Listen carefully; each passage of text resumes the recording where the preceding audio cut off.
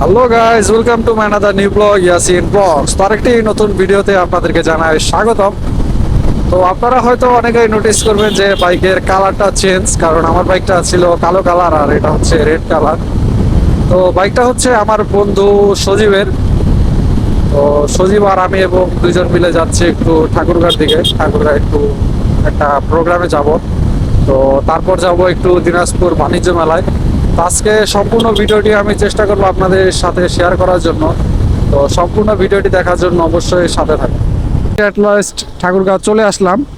তো এখন শুধু মনে মনে একটা পুলিশের ভয় আছে, কারণ আমার ড্রাইভিং লাইসেন্স আছে, সব আছে, বাট এই গাড়ির রেজিস্ট্রেশন পেপারস এখনো করা হয়নি। তো চলুন দেখি সামনে মামুরা আছে কিনা। তো এই যে দেখলেন পুশ করে চলে গেল, মানে হেভি ড্রাইভার। সমস্যা নাই, আমি মামুকে এখনই দেখেন ওকে পটটা দিয়ে দিই কিভাবে। এই যে আছে পট।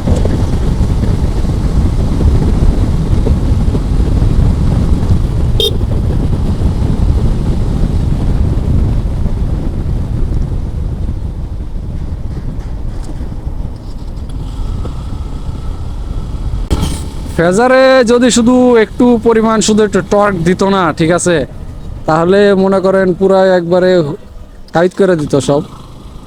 এটা হচ্ছে কাঁচা বাজার ঠাকুরগাঁও। এই যে ও এখন শুধু আমার সাথে একটু রেষারেষি করবে যে কেমনে কি পারে নাকি, ঠিক আছে। তো এর আগে আমি কখনো ভুল্লি যাইনি, তো ভুল্লির রাস্তা যে কোন দিকে, সজীব ভুল্লি কোন দিকে? ভুল্লি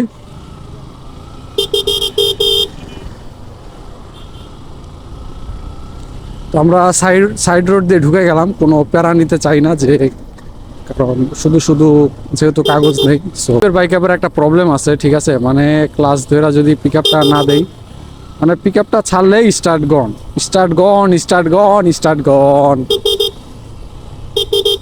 তো তার জন্য একটু একটু করে পিক আপ দিতে লাগে, কিন্তু এটা একটা পেইন, মানে বাইকে যে একটা প্রবলেম। তো সজীবের বক্তব্য হচ্ছে গিয়ে বাইকে একটু একবার বলে ভেজাল তেল ঢুকছিল, 2 নাম্বার তেল। তা আমাদের সজীবকে যে ভেজাল তেল দিয়েছে আমরা অবশ্যই তার বিচার চাই, ঠিক আছে। এর জন্য আমরা হাইকোর্টে রিট করব যে কেন বাইকে ভেজাল তেল দিল। নীরব ফোন দিতেছে আবার। তো ছিলাম ঠাকুরগাঁতে, তো যাচ্ছে এখন দিনাজপুরের দিকে। এটা হচ্ছে ঠাকুরগাঁ টু বীরগঞ্জ দিয়ে দিনাজপুরের হাইওয়ে।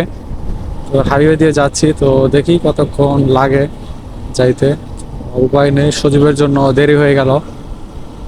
তো চলুন দিনাজপুর যাই, তারপরে আবার আপনাদের সাথে আসতেছি।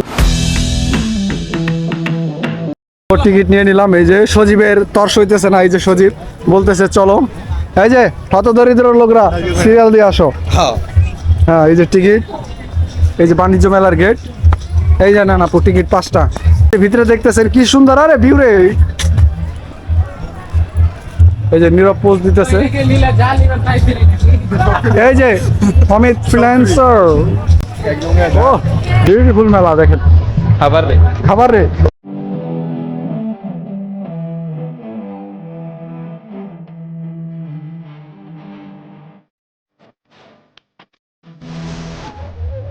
দেখতে পাচ্ছেন বাজি আছে আমার সাথে, পিছনে আছে। তো যাক, এখানে এসে আমাদের দেখা হয়ে গেল আমাদের বড় ভাই কবির ভাই, পাশে আছে এই যে রনি ভাইও আছে, ওনাদের সাথে মেলা এসে দেখা হয়ে গেল। তোমার তো বউ বাচ্চা আছে, দেখো কিছু লাগে নাকি? সব দেখতেছে যে কি নেওয়া যায়, কিন্তু কিছু আর পছন্দ হচ্ছে না। পছন্দ হলো যাওয়ার সময় বলে একটা কিনবে হিজাবের টুপিগুলো। হ্যাঁ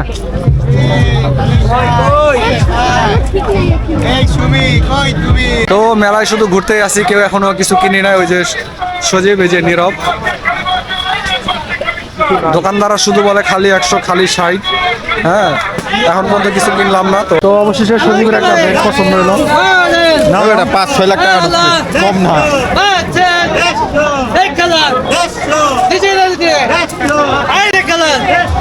আচ্ছা আচ্ছা। তো গাইস মেলা থেকে বের হয়ে গেলাম, তো এখন বাড়ির দিকে যাচ্ছি। এখন মোটামুটি 9:30 বাজে। তো দেখতে পারতেছেন রাস্তায় খুব কুয়াশা। তো মেলায় আর ভিডিও করা হয়নি। তো আজকের ব্লগটি এখানে শেষ করতেছি। আপনারা সবাই ভালো থাকবেন এবং লাইক ফলো দিয়ে অবশ্যই আমার পেজের সাথে থাকবেন। ধন্যবাদ।